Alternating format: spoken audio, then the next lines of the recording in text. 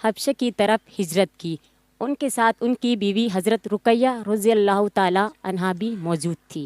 نبی کریم صلی اللہ علیہ وآلہ وسلم نے جب نبوت کا اعلان کیا تو اس وقت حضرت رقیہ رضی اللہ تعالیٰ عنہ کی عمر 7 سال تھی۔ جہاں مرد کو قربانی دینی چاہیے وہاں عورت کو بھی دینی چاہیے، جہاں عورت کو قربانی دینی چاہیے وہاں مرد کو بھی دینی چاہیے۔ شریف بیٹیوں کا دفن ہونا بھی عزت کی بات ہے۔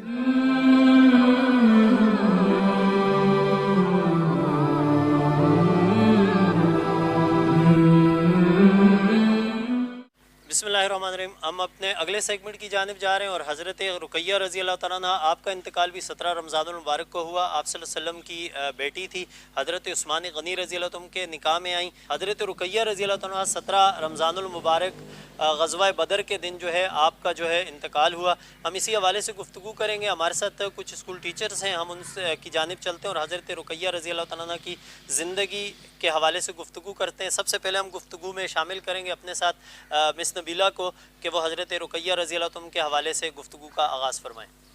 بسم اللہ الرحمن الرحیم۔ سب سے پہلے تو میں آپ کی ٹیم کا شکریہ ادا کرنا چاہوں گی کہ انہوں نے مجھے ایک عظیم شخصیت کے بارے میں گفتگو کرنے کا موقع دیا۔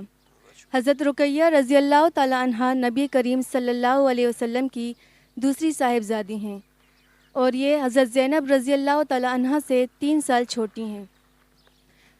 حضرت رقیہ رضی اللہ تعالی عنہا کی والدہ کا نام حضرت خدیجہ رضی اللہ تعالی عنہا بن خویلد بن اسد ہیں۔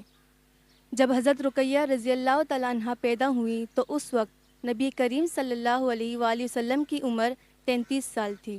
نبی کریم صلی اللہ علیہ وآلہ وسلم نے جب نبوت کا اعلان کیا تو اس وقت حضرت رقیہ رضی اللہ تعالی عنہا کی عمر 7 سال تھی۔ جب حضرت خدیجہ رضی اللہ تعالی عنہا نے اسلام قبول کیا تو ان کی صاحبزادیوں نے بھی اسلام قبول کیا۔ نبی کریم صلی اللہ علیہ وآلہ وسلم نے اپنی بیٹی حضرت رقیہ رضی اللہ تعالی عنہا کا نکاح اپنے چچا ابو لہب کے بیٹے عتبہ سے کروایا۔ ابھی رخصتی باقی تھی۔ جب نبی کریم صلی اللہ علیہ وسلم نے نبوت کا اعلان کیا تو پیغام اسلام کے راستے میں رکاوٹ ڈالنے اور پیغام حق کے مقابلے میں کفر اور شرک کی اشاعت کرنے کی وجہ سے اللہ تعالیٰ نے وحی کا نزول کر کے ابو لہب اور اس کے بیٹوں اور اس کی بیوی کی مذمت فرمائی۔ تو ابو لہب نے اپنے بیٹوں کو بلایا اور کہا، اگر تم نے محمد صلی اللہ علیہ وسلم کی بیٹی حضرت رقیہ رضی اللہ تعالی عنہا اور حضرت ام کلثوم رضی اللہ تعالی عنہا کو طلاق نہ دی تو تمہارا میرے ساتھ اٹھنا بیٹھنا حرام ہے۔ دونوں بیٹوں نے حکم کی تعمیل کی اور دختران رسول سیدہ رقیہ رضی اللہ تعالی عنہا اور ام کلثوم رضی اللہ تعالی عنہا کو طلاق دے دی۔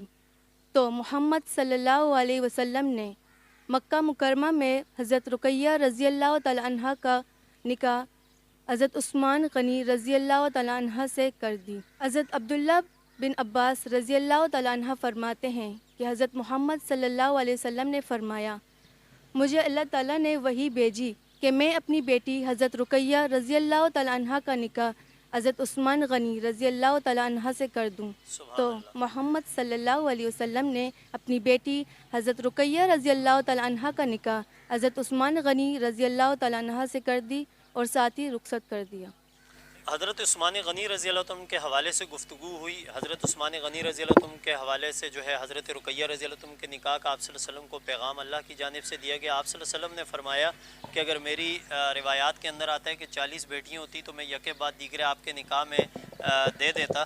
ہم اسی گفتگو کو مزید آگے چلاتے ہیں اور ہمارے ساتھ اگلی ہماری جو مہمان ہیں میڈم انم، ہم ان سے گزارش کریں گے کہ وہ حضرت رقیہ رضی اللہ عنہ کی زندگی، حالات اور واقعات پر گفتگو کریں۔ بسم اللہ الرحمن الرحیم۔ 2 ہجری غزوہ بدر کا سال تھا۔ حضرت رقیہ رضی اللہ تعالیٰ عنہ بیمار تھیں۔ حضور صلی اللہ علیہ وآلہ وسلم بدر کی تیاری میں مصروف تھے۔ نبی کریم صلی اللہ علیہ وآلہ وسلم اور صحابہ کرام رضی اللہ تعالیٰ عنہ غزوہ میں شرکت کرنے کے لیے روانہ ہونے لگے تو حضرت عثمان غنی رضی اللہ تعالیٰ عنہ بھی تیار ہو گئے۔ نبی کریم صلی اللہ علیہ وآلہ وسلم نے ان کو خطاب کر کے فرمایا کہ رقیہ بیمار ہے، آپ ان کی تیمارداری کے لیے مدینے میں ہی مقیم رہیں۔ آپ کے لیے آپ کے لیے بدر میں شرکت کرنے والوں کے برابر اجر ہے۔ سبحان اللہ۔ جب نبی کریم صلی اللہ علیہ وآلہ وسلم غزوہ بدر میں شریک تھے تو نبی کریم صلی اللہ علیہ وآلہ وسلم ان کی عدم موجودگی میں حضرت رقیہ رضی اللہ تعالی عنہا کے انتقال پر ملال ہوا۔ ان کے کفن دفن کی تیاری کی، یہ تمام امور حضرت عثمان غنی رضی اللہ تعالی عنہ نے خود سر انجام دیے۔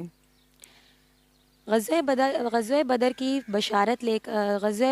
فتح کی بشارت لے کر جب حضرت زید بن حارث رضی اللہ تعالی عنہ مدینہ شریف پہنچے تو اس وقت حضرت رقیہ رضی اللہ تعالی عنہا کو دفن کرنے کے بعد حضرت رقیہ رضی اللہ تعالیٰ عنہ کو دفن کرنے کے بعد دفن کرنے والے حضرات اپنے ہاتھوں سے مٹی جھاڑ رہے تھے۔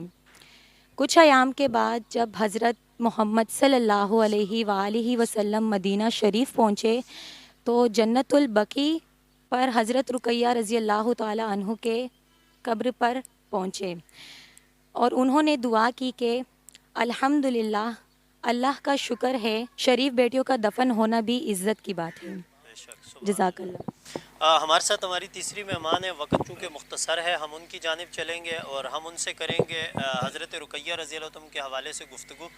ہمارے ساتھ ہماری تیسری مہمان ہے میڈم آمنہ، ہم ان سے گزارش کرتے ہیں کہ وہ حضرت رقیہ رضی اللہ تعالیٰ عنہ کے حوالے سے گفتگو کریں۔ بسم اللہ الرحمن الرحیم۔ حضرت رقیہ رضی اللہ تعالیٰ عنہ اور حضرت عثمان غنی رضی اللہ تعالیٰ عنہ کی ہجرت حبشہ کے بارے میں آپ کو کچھ واقعہ بیان کرنا چاہوں گی۔ سب سے پہلے مسلمانوں کی 2 ہجرت ہوئی تھی۔ ہجرت حبشہ میں آپ صلی اللہ علیہ وآلہ وسلم موجود نہیں تھے۔ جب کفار کے مظالم حد سے بڑھ گئے تو نبوت کے 5ویں سال آپ صلی اللہ علیہ وآلہ وسلم کے حکم سے حضرت عثمان غنی رضی اللہ تعالیٰ عنہ نے حبشہ کی طرف ہجرت کی۔ ان کے ساتھ ان کی بیوی حضرت رقیہ رضی اللہ تعالیٰ عنہ بھی موجود تھی۔ راہ خدا میں ہجرت کرنے والوں کا یہ قافلہ پہلے ہی تھا۔ اس موقع پر آپ صلی اللہ علیہ وآلہ وسلم نے فرمایا، یہ جوڑا بہت خوبصورت ہے۔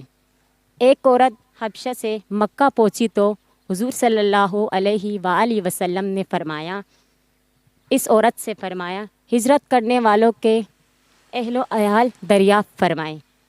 اس عورت نے بتایا کہ اے محمد صلی اللہ علیہ وآلہ وسلم، میں نے آپ کے داماد اور آپ کی بیٹی حضرت رقیہ رضی اللہ تعالیٰ عنہا کو دیکھا۔ آپ صلی اللہ علیہ وآلہ وسلم نے فرمایا کہ کیسی حالت میں دیکھا آپ نے؟ حضرت عثمان رضی اللہ تعالیٰ عنہ اپنی بیوی کو سواری پر سوار کیے ہوئے چلا رہے تھے۔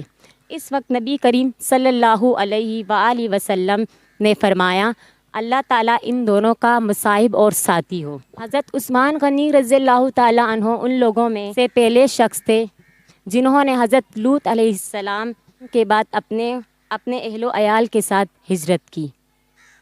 حضرت رقیہ رضی اللہ عنہ کے حوالے سے گفتگو ہو رہی ہے اور حضرت رقیہ رضی اللہ عنہ کی زندگی کے حال احوال کے اوپر ہم گفتگو کر رہے ہیں۔ وقت مختصر ہے اور ہم چلتے ہیں اپنے مہمان مفتی فداء الرحمان صاحب کی جانب اور حضرت رقیہ رضی اللہ عنہ کے حوالے سے اختتامی گفتگو مفتی صاحب سے گزارش کریں گے کہ آپ کی زندگی پر ایک نظر ڈالیں۔ بسم اللہ الرحمن الرحیم۔ آپ صلی اللہ علیہ وسلم کی دختر حضرت رقیہ رضی اللہ تعالی عنہ اپنا ایک عظیم مقام رکھتی ہیں۔ حضرت رقیہ رضی اللہ تعالیٰ عنہ حضرت عثمان غنی رضی اللہ تعالیٰ عنہ کی جو ہجرت ہے یہ ہمیں بتاتی ہے کہ اسلام کے لیے ہر قسم کی قربانی دینے کے لیے جہاں مرد کو قربانی دینی چاہیے وہاں عورت کو بھی دینی چاہیے، جہاں عورت کو قربانی دینی چاہیے وہاں مرد کو بھی دینی چاہیے۔ انسان کو اپنا آبائی گاؤں آبائی علاقہ چھوڑنا انتہائی مشکل لگتا ہے، لیکن جب دین کی بات آئے اور آپ صلی اللہ علیہ وسلم کے ناموس اور آپ کے دین کے ناموس کی بات آئے تو اس وقت پھر یہ چیزیں بے جان ہو جاتی ہیں، بے معنی ہو جاتی ہیں۔ اسی سبق کو اپناتے ہوئے حضرت عثمان غنی رضی اللہ تعالیٰ عنہ نے حضرت رقیہ رضی اللہ تعالیٰ عنہ کے ساتھ حبشہ کی طرف ہجرت کی اور پھر وہاں سے واپسی پر آ کر مدینہ کی طرف ہجرت کی۔ اور جب غزوہ بدر کے موقع پر جب صحابہ کرام تیاری کرنے لگے تو یہاں پر آپ صلی اللہ علیہ وسلم نے جو درس دیا وہ درس امت مسلمہ کے لیے ایک بہت بڑا سبق ہے کہ عورت ہمیشہ مظلوم رہی ہے، لیکن آپ صلی اللہ علیہ وسلم نے عورت کے مقام اور مرتبے کو بلند کرتے ہوئے اتنا بڑا ارشاد فرمایا کہ عثمان تم ان کی تیمارداری میں لگے رہو، جس طریقے سے بدر کے صحابہ کا مقام بلند ہے اسی طرح تمہارے لیے بھی وہ فضائل ہیں، اور جس طریقے سے ان کے لیے غنائم غنیمت کی جمع غنائم ہے، جس طرح ان کے لیے غنائم ہے اسی طرح تمہارے لیے بھی غنائم ہے۔